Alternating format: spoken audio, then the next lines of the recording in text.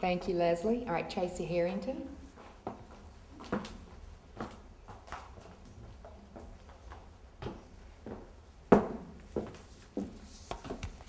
Hello. I wanted to speak tonight to express my grave concern and additionally to the possible cut of these therapy services. I tried to decide what I wanted to say.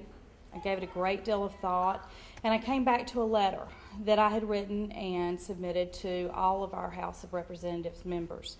I, like many of you, have been receiving the action alerts and forwarding those emails for days and days and days, but I did take an opportunity to write a letter that was a little more personal, and so I wanted to share that with you now. It is with much fear that I write you today. I have been employed by a private speech pathology company for 16 years. I've been happily married for 13 years and have a 6-year-old son. I am terrified that I will be unemployed very, very soon. I'm the primary breadwinner in my family, and I contribute to my community. If the proposed 80% reduction to ST, PT, and OT funds for Medicaid children becomes a reality, the victims will be countless. My family will qualify for government subsidies. I will be added to the unemployment rolls. We will no longer be able to add to the economic flow of our community and the state of North Carolina. In addition to myself, I worry about my employees, their families, the employees and families of all the private rehab practices across our great state. And finally, our patients. What will they do? Early intervention is essential to the lifelong educational and professional success of these children. Without Medicaid funding for speech, physical, and occupational therapy services, our public schools will be flooded with children who are unable to communicate, move, and learn, increasing the cost to our educational system and our prison system. It is a documented fact that the prison population can be estimated by the 3rd grade failure rate. I'm a proud citizen of Pitt County and North Carolina. I want to do my part. I don't believe my part is to have my job and the services that we provide to the children of North Carolina eliminated. An 80% cut would do just that. I'm Republican, I'm a woman, a mother, a citizen of North Carolina, asking you to please raise revenue, implement moderate cuts to find the money that we need. We will all suffer the consequences if you don't. And that was my letter to members of the House. In addition to that, we've gathered some devastating statistics that I never thought we'd have to look for, and I want to share a little bit of that with you. We're talking about 15,000 therapists, speech, OT, and PT across the state that this could affect. 50 small businesses here in Pitt County alone. 25,500 children across the state that are currently receiving these services. 80% of those receiving speech-language pathology services alone.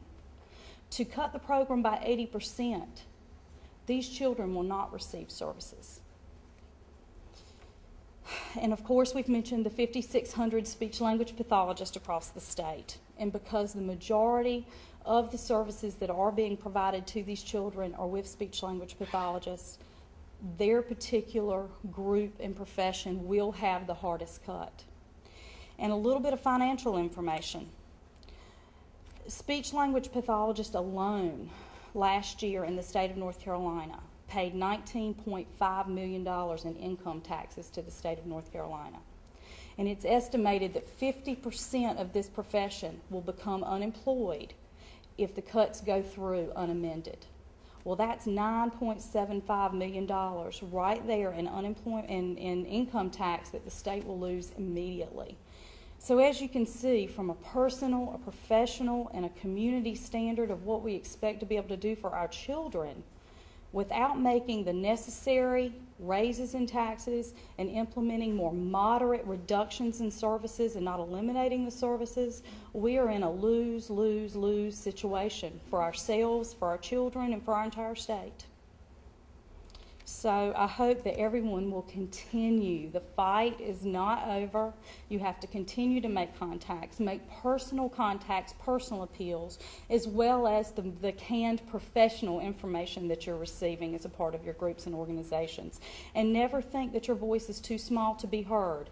I have been shocked with the number of replies that I've received from representatives, and not just our representatives that we vote for, but representatives from across the state have taken the time to send personal emails. I've received them over the weekend, and making personal comments, and you can tell that it was a note that was actually written as opposed to many of the replies that we're getting that are copied and pasted that were probably sent out to everyone who sent in emails.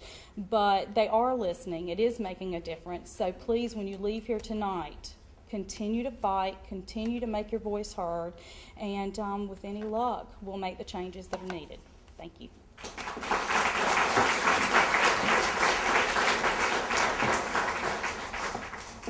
Thank you, Tracy.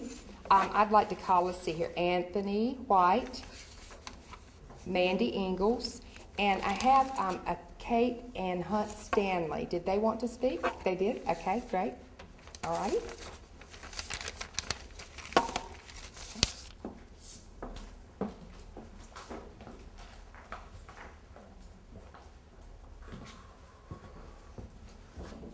Good evening. My name is Anthony White, and I am the parent of a 2-year-old young, fine gentleman. His name is Jordan White, and I'm not just saying that because he's my son. Jordan, he's about 2.5 years old right now, and right around the 12-month mark, Jordan, who is a twin, his twin sister, he has a twin sister, Jordan was diagnosed with the autism spectrum disorder. And I want to tell you about a day in our lives that were, my wife and I, we've been married now almost 21 years, and for us to have a set of twins a little bit later in our life, you know, it was kind of it was a miracle. But we definitely, I remember the day that Jordan was diagnosed, and we were sitting in a room full of toys, and we had 3 young therapists in there with us, and they were telling us all these things that our son was doing. And right at the end, you know, they gave us the diagnosis, and it sounded, I guess it sounded like some of the worst news that we ever heard. They told us things that he was going to do and wasn't going to be able to do, and they didn't say it. They left it open. They were real positive about it. At that meeting, Jordan threw toys at them. He hit them in the face repeatedly. He shrieked at them very loudly. And that was about 6 months ago. Since that time, Jordan, after receiving all 3 services, Jordan expresses himself. He's learned how to communicate with pointing. He's doing very light sign language. He no longer shrieks. He hasn't thrown a toy in the face of anyone for a while. And I mean that you see a loving, caring little boy who just could not communicate. And he learned that through the services that Pitt County has provided for him. I don't even know how to explain it. Today, his therapist came through, and things that he's doing now, he's watching her as she leaves, and he's pointing when she leaves, and things that it might seem kind of small to regular parents, but to this gentleman, it's leaps and bounds, you know, from what he was doing. He's turned into a very, very loving and caring person who affectionately, several times a day, he just walks up and hugs me. Now, I wanted to tell you this, and my son Jordan, I want to tell you just a little bit about myself. I am a retired Navy. I retired after 20 years of service. I also did loss prevention in the area for 7 years, and I'm currently in the pursuit of trying to become Greenville PD. But the biggest fight that I have on my hands right now is fighting for these funds for my son Jordan.